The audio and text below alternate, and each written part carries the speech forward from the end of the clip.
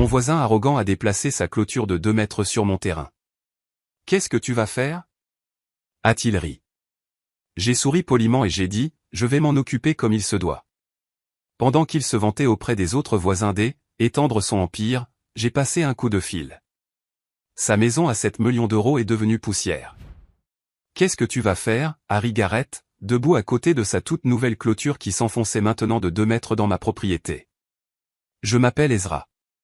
J'ai 47 ans et je travaille comme consultant en environnement depuis 22 ans. Je connais chaque réglementation sur les zones humides de l'Oregon comme ma poche, chaque exigence de marge de recul, chaque permis nécessaire pour construire près de zones sensibles. Ce que je voyais me retournait l'estomac, mais pas pour les raisons que Garrett imaginait.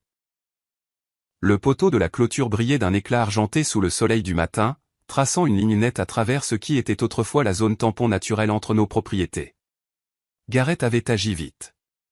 Tout avait été monté pendant le week-end, alors que je rendais visite à ma fille à Seattle. Du travail propre, une installation professionnelle, coûteuse. Je vais m'en occuper comme il se doit, lui ai-je dit, en gardant une voix calme. Il a ajusté ses lunettes de soleil de marque et son sourire s'est élargi. M'en occuper comme il se doit. Qu'est-ce que ça veut dire? Sa voix avait ce ton que prennent les gens riches quand ils se croient intouchables. J'ai les meilleurs avocats de Portland. Cette clôture ne bougera pas. J'ai regardé par-dessus son épaule, vers son manoir. 7 millions d'euros de marbre, de verre et d'arrogance, assis sur ce qui était autrefois la ferme de la famille Hendricks. La vieille maison avait été démolie il y a 2 ans, lorsque Garrett avait racheté le terrain à Madame Hendricks après la mort de son mari. Elle avait besoin d'argent pour des factures médicales. Garrett avait besoin d'une propriété trophée à la hauteur du succès de son entreprise de technologie. On verra bien, ai-je dit. Derrière Garrett, je pouvais voir sa femme, Vanessa, qui nous observait depuis la fenêtre de leur cuisine. Elle a fait un signe de la main, pensant probablement qu'il s'agissait d'une simple conversation de voisinage. Leurs jumeaux, d'environ 8 ans, jouaient au football sur leur pelouse immaculée. Une vie de famille normale, si l'on ignorait le fait que leur père venait de voler 2 mètres de mon terrain. Écoute, Ezra, je sais que tu es contrarié, mais ce ne sont que des limites de propriété. Personne ne sait vraiment où elles se trouvent de toute façon. Garrett a donné un coup de pied dans l'un de mes piquets d'arpentage qu'il avait arraché pour faire de la place à sa clôture. D'ailleurs, qu'est-ce que tu vas faire de cette bande de mauvaises herbes? En fait, j'améliore le quartier. Cette bande de mauvaises herbes, dont il parlait était une zone tampon humide naturelle. Elle l'avait été pendant des décennies, peut-être plus. Le relevé initial, datant de l'achat de ma maison il y a 15 ans, la marquait clairement comme faisant partie de ma propriété. Mais plus important encore, elle faisait partie d'une zone d'habitat protégé qui s'étendait jusqu'au ruisseau qui coulait derrière nos 2 maisons. Quelque chose de froid s'est installé dans ma poitrine en regardant Garrett retourner vers sa maison. Il n'avait aucune idée de ce qu'il venait de faire. Aucune idée du tout. J'ai acheté ma maison à Beaverton il y a 15 ans, juste après mon divorce. 1,2 hectares de forêt mixte et de zones humides. Rien d'extraordinaire, mais le terrain donnait sur un habitat de ruisseau protégé relié au réseau hydrographique de la rivière Tualatin. La maison était une simple construction à 2 étages des années 80, avec un bardage en bois qui avait besoin d'un coup de peinture et une terrasse qui s'affaissait dans un coin. Parfait pour un gars qui voulait de l'espace et du calme. Mon travail m'amenait à voyager dans tout le Nord-Ouest Pacifique, en tant que consultant sur des évaluations d'impact environnemental pour toutes sortes de projets, des centres commerciaux au lotissement. J'avais vu ce qui arrivait lorsque les promoteurs prenaient des raccourcis.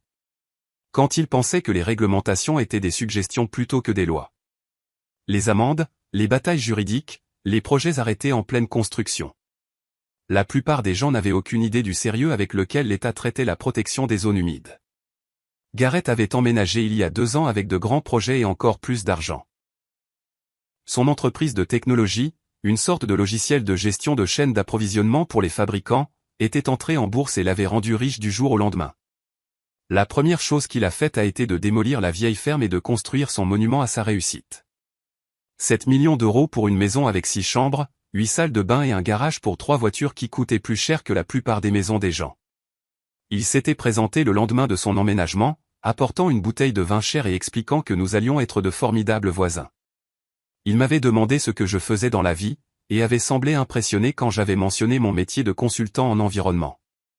Ça doit être intéressant, avait-il dit. Toutes ces choses techniques. Les signes avant-coureurs étaient là depuis des mois. Des petites choses au début. Son équipe de paysagistes avait commencé à déverser des déchets de jardin près de la limite de propriété au lieu de les évacuer. Leur système d'arrosage pulvérisait de mon côté de la frontière. J'en avais parlé à Garrett à plusieurs reprises, et il avait toujours dit qu'il s'en occuperait, mais rien n'avait changé. Puis sont venus les problèmes plus importants. Son entrepreneur avait garé du matériel sur mon terrain pendant la construction de sa cuisine extérieure. Quand je leur ai demandé de le déplacer, ils ont dit que Garrett leur avait dit que c'était bon. J'ai dû aller leur expliquer moi-même les limites de la propriété. Garrett s'est excusé, prétextant une confusion. Mais j'ai vu le regard dans ses yeux. Il me testait. La clôture n'était que sa dernière manœuvre, mais c'était différent. C'était permanent. C'était lui, prenant ce qui ne lui appartenait pas et me défiant de l'arrêter. Ce qu'il ne savait pas, c'est que dans le domaine de l'environnement, on apprend à être patient. On documente tout. On comprend que les pires violations ressemblent souvent à de petits problèmes au début, jusqu'à ce que quelqu'un avec les bonnes connaissances y regarde de plus près. J'observais sa propriété depuis 2 ans, notant des choses qui me dérangeaient professionnellement mais qu'il n'était pas de mon ressort de signaler. Jusqu'à maintenant. J'ai passé l'après-midi à longer la clôture avec mes anciennes cartes d'arpentage, à mesurer les distances et à prendre des photos. La clôture s'enfonçait d'exactement 2 mètres dans ma propriété sur environ 180 mètres, depuis la route jusqu'à l'endroit où le terrain descendait vers le ruisseau. Garrett avait été prudent. L'installation était professionnelle. Les poteaux étaient droits et les piquets d'arpentage qui marquaient ma limite avaient été arrachés et jetés de côté. Mais debout là, avec mon maître ruban, autre chose a attiré mon attention. La clôture ne se contentait pas de traverser ma propriété. Elle traversait la zone tampon humide. C'était un tout autre problème. J'ai sorti mon téléphone et ouvert la base de données environnementales que j'utilisais pour le travail. Selon les registres de l'État, le ruisseau derrière nos propriétés était classé comme habitat essentiel pour le saumon. La zone tampon humide s'étendait sur 9 mètres de chaque côté de la limite des hautes eaux. La clôture de Garrett coupait maintenant directement à travers un habitat protégé qui était resté intact pendant des décennies. Ce soir-là, assis sur ma terrasse avec une bière, j'ai vraiment regardé sa propriété pour la première fois depuis des mois. Le manoir lui-même était magnifique. Pas de doute là-dessus. Mais de mon angle, je pouvais voir à quel point il avait construit près du ruisseau. Trop près, peut-être. La cuisine extérieure et la piscine semblaient se trouver juste au bord de ce qui aurait dû être la zone de marge de recul.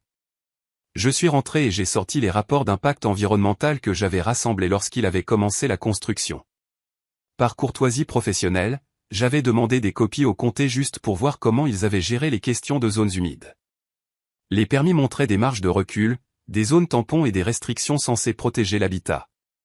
Mais en regardant son projet terminé, je n'étais pas sûr que ces restrictions aient été respectées.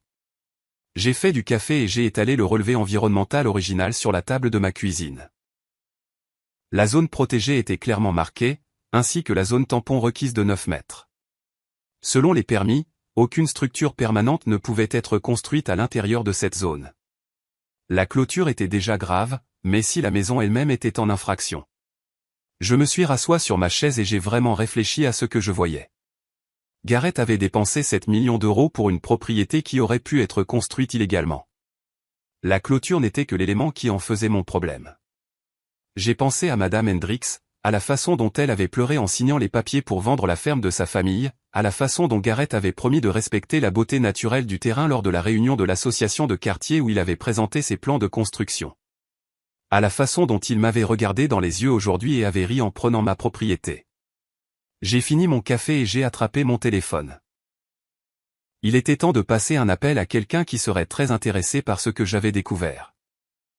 Le lendemain matin, vers 9 heures, je me suis rendu chez Garrett. Il a ouvert la porte en tenue de sport, se dirigeant probablement vers sa salle de gym à domicile. « Ezra, qu'est-ce qui t'amène si tôt ?»« Cette clôture, ai-je dit.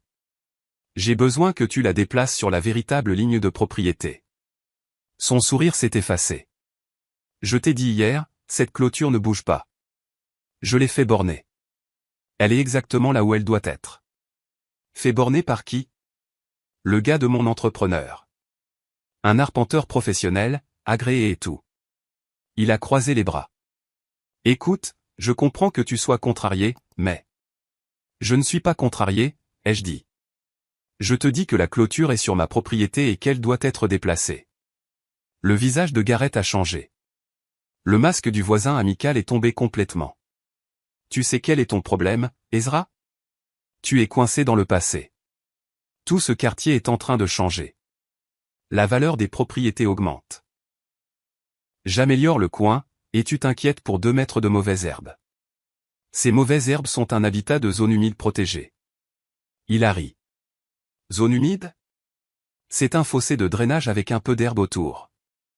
N'essaie pas de me faire peur avec tes sornettes écologiques. Ce ne sont pas des sornettes. Ta clôture traverse une zone tampon de 9 mètres qui est protégée depuis que le ruisseau a été désigné comme habitat essentiel pour le saumon. C'est une infraction aux lois de l'État. Pour la première fois, Garrett a semblé incertain, mais cela n'a duré qu'une seconde. Tu bluffes, a-t-il dit. J'ai tous les permis. Tout a été approuvé par le comté. S'il y avait eu des problèmes environnementaux, il me l'aurait dit. Peut-être qu'ils l'ont fait et que tu les as ignorés. Ses yeux se sont rétrécis. Tu me menaces? Je t'explique la situation. Non, tu essaies de m'intimider parce que tu es jaloux de ce que j'ai construit ici. Eh bien, devine quoi? Je ne suis pas arrivé là où je suis en reculant devant de vieux schnocks aigris qui ne supportent pas le progrès. J'ai commencé à répondre, mais il a levé la main. Voilà ce qui va se passer, a-t-il dit. Tu vas accepter que la clôture reste où elle est, ou je vais te rendre la vie très difficile. J'ai des avocats, j'ai de l'argent et j'ai des relations. Tu veux te battre avec moi pour 2 mètres de boue? Vas-y, j'attends. Cet après-midi-là, Garrett a mis sa menace à exécution.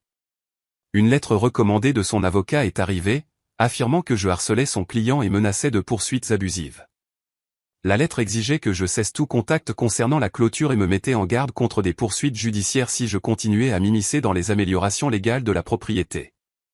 Mais ce n'était pas le pire.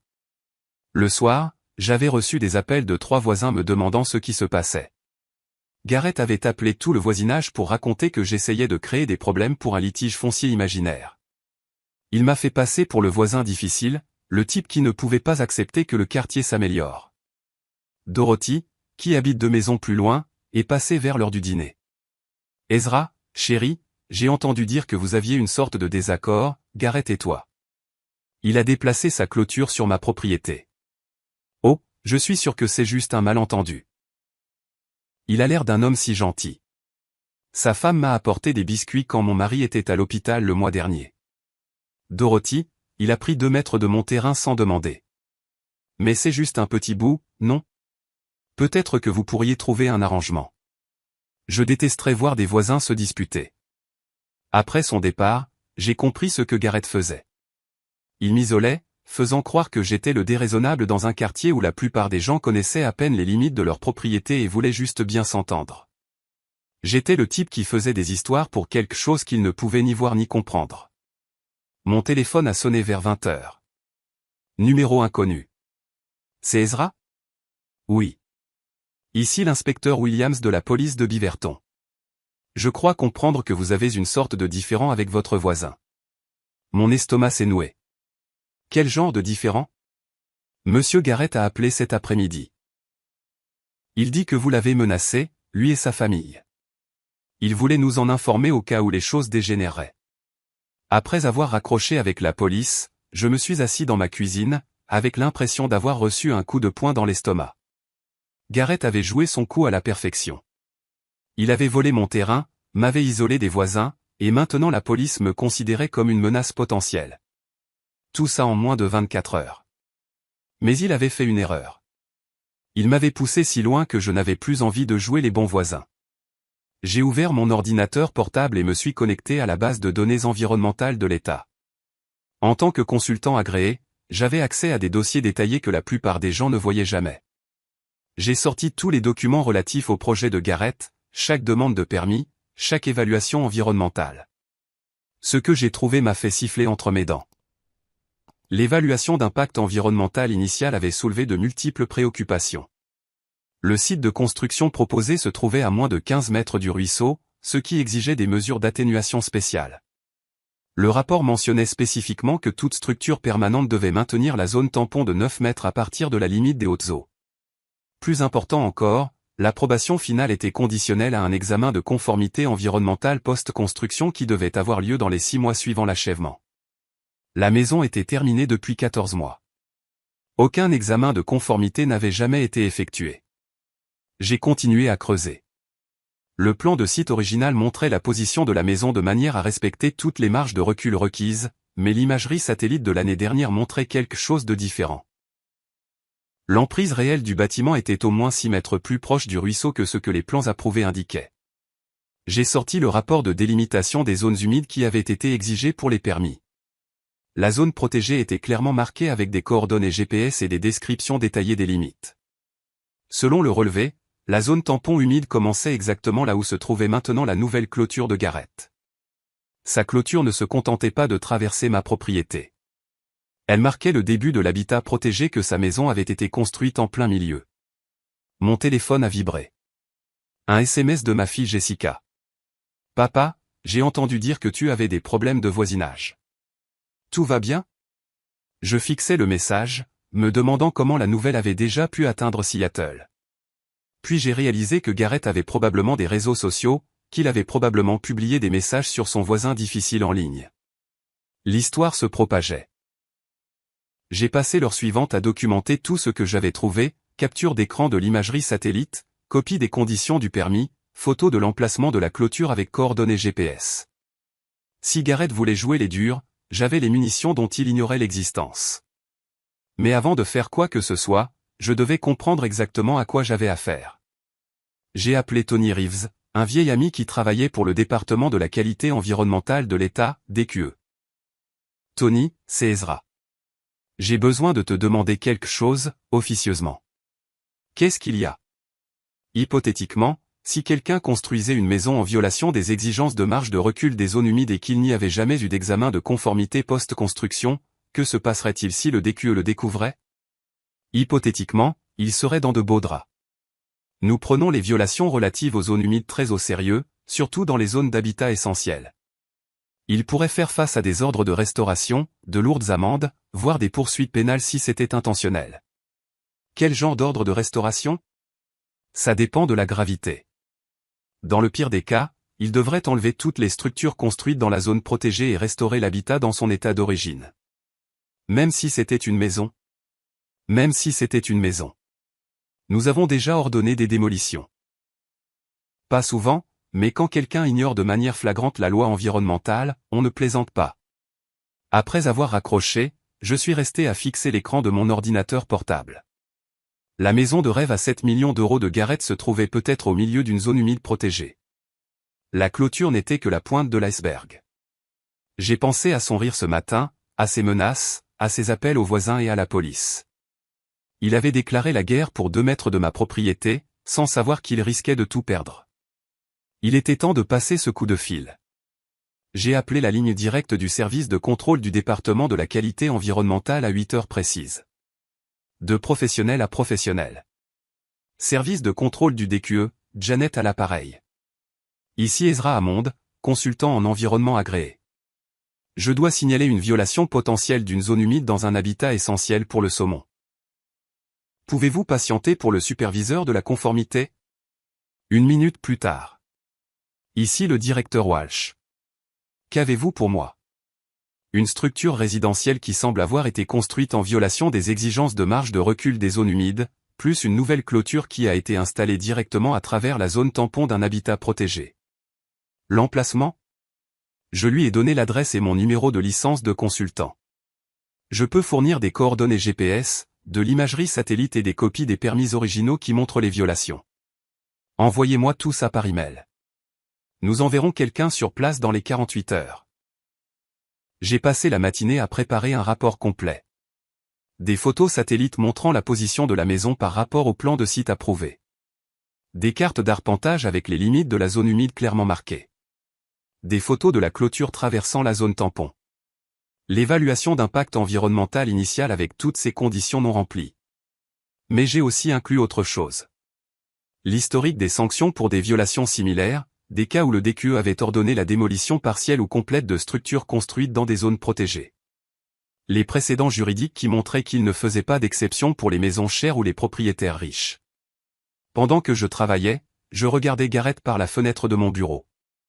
Il était dans son jardin, montrant la clôture à quelqu'un, probablement un autre voisin, répandant sa version de l'histoire, pointant ma propriété, secouant la tête comme si j'étais le déraisonnable. Vers midi, mon téléphone a sonné. Jessica. Papa, j'ai réfléchi à ta situation avec le voisin. Peut-être que tu devrais juste laisser tomber cette histoire de clôture. Je sais que c'est pour le principe, mais est-ce que ça vaut tout ce stress? Même ma propre fille pensait que je devais reculer. La stratégie de Gareth fonctionnait parfaitement.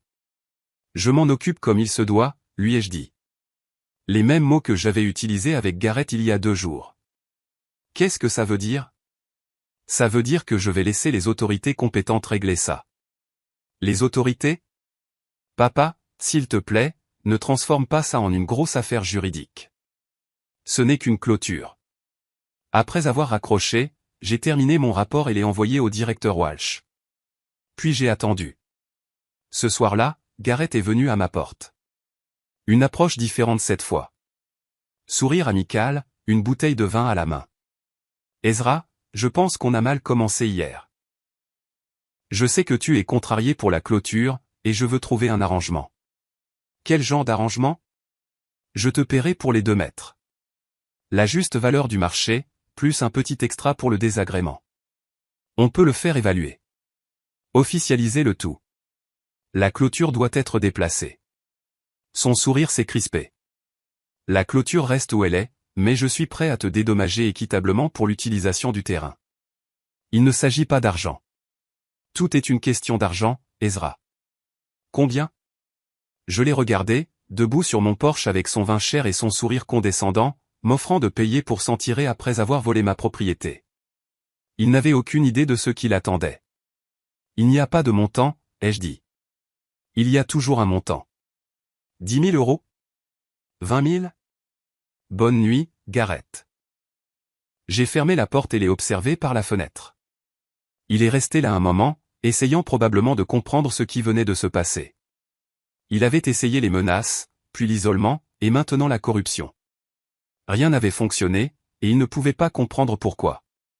Demain, les inspecteurs environnementaux de l'État arriveraient, et Gareth apprendrait que certains problèmes ne peuvent être résolus ni avec de l'argent, ni avec des avocats, ni avec des campagnes sur les réseaux sociaux.